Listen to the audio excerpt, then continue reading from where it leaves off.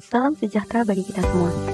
Kami dari kelompok 5 akan memaparkan hasil diskusi kami tentang pembelajaran berdiferensiasi. Apa itu pembelajaran berdiferensiasi? Pembelajaran berdiferensiasi adalah proses belajar mengajar di mana peserta didik dapat mempelajari materi pelajaran sesuai dengan kemampuan atau kebutuhan masing-masing peserta didik. Hal-hal yang disukai peserta didik dapat diterapkan dengan minat dan bakat yang telah dimiliki, sehingga peserta didik tidak frustasi dan merasa gagal dalam pengalaman belajarnya. Apa saja contoh keragaman anak di kelas? Di dalam diri setiap anak ada karakteristik dan potensi yang berbeda satu sama lainnya yang harus diperhatikan oleh guru.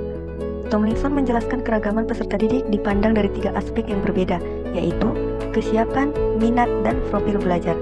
Yang pertama, kesiapan. Peserta didik akan diberikan latihan untuk melihat sejauh mana kemampuan pengetahuan dan keterampilan peserta didik dalam mencapai tujuan pembelajaran. Yang kedua, minat. Minat memiliki peranan yang besar untuk menjadi motivator dalam belajar. Guru dapat menanyakan kepada peserta didik apa yang mereka minati, hobi, atau pelajaran yang disukai oleh peserta didik. Yang ketiga, profil belajar. Profil belajar peserta didik mengacu pada pendekatan atau bagaimana cara yang paling disenangi peserta didik agar mereka dapat memahami pelajaran dengan baik. Apa saja teori pendukung pembelajaran berdiferensiasi? Beberapa teori belajar yang dapat menjelaskan proses belajar siswa dalam pelaksanaan pembelajaran berdiferensiasi antara lain, yang pertama, teori kognitif Piaget. Yang kedua, teori zone of proximal development Vygotsky. Yang ketiga, teori kecerdasan majemuk Gardner.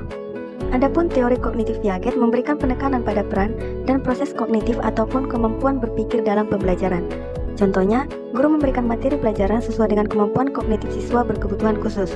Misalnya, pada siswa hambatan pendengaran, maka guru akan memberikan informasi penjelasan dalam bentuk video disertai teks narasi dan bahasa isyarat untuk menambah kosakata.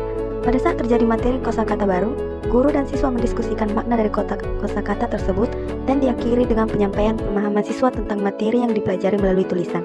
Yang kedua, ada teori Zone of Proximal Development atau ZPD. Hal yang diterapkan dalam teori ini yaitu dengan memberikan bantuan kepada peserta didik terkait pengetahuan yang dimiliki. Dalam arti, sesuatu yang belum bisa peserta didik kerjakan atau merasa kesulitan dalam mengerjakan sesuatu, maka akan diberi bantuan orang lain atau orang yang lebih dewasa dalam menyelesaikan masalah tersebut. Contohnya, pembelajaran membaca.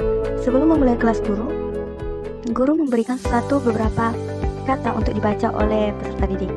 Dari hasil yang telah diuji, peserta didik akan dibagi ke dalam beberapa kelompok, yaitu peserta didik yang sudah mahir akan diberikan bacaan terbaru tanpa bantuan guru, sedangkan kelompok peserta didik yang belum mahir membaca akan didampingi dan dibimbing oleh guru.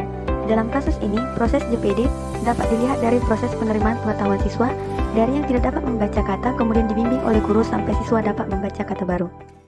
Yang ketiga, teori kecerdasan majemuk Gardner. Pembelajaran berbasis kecerdasan majemuk secara umum dapat diartikan sebagai proses pembelajaran yang memberi ruang gerak bagi setiap individu siswa untuk mengembangkan potensi kecerdasannya. Contohnya, guru melakukan pemetaan tentang minat seluruh siswa.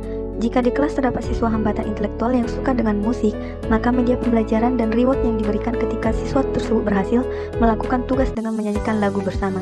Jika terdapat siswa dengan hambatan pendengaran yang tertarik pada seni rupa tentang planet, maka di awal pembelajaran dapat menggunakan gambar-gambar planet untuk disertai teks narasi sesuai dengan minat siswa, sehingga siswa tertarik untuk memahami informasi yang berkaitan dengan planet. Demikian hasil presentasi yang kami lakukan. Sekian dan terima kasih.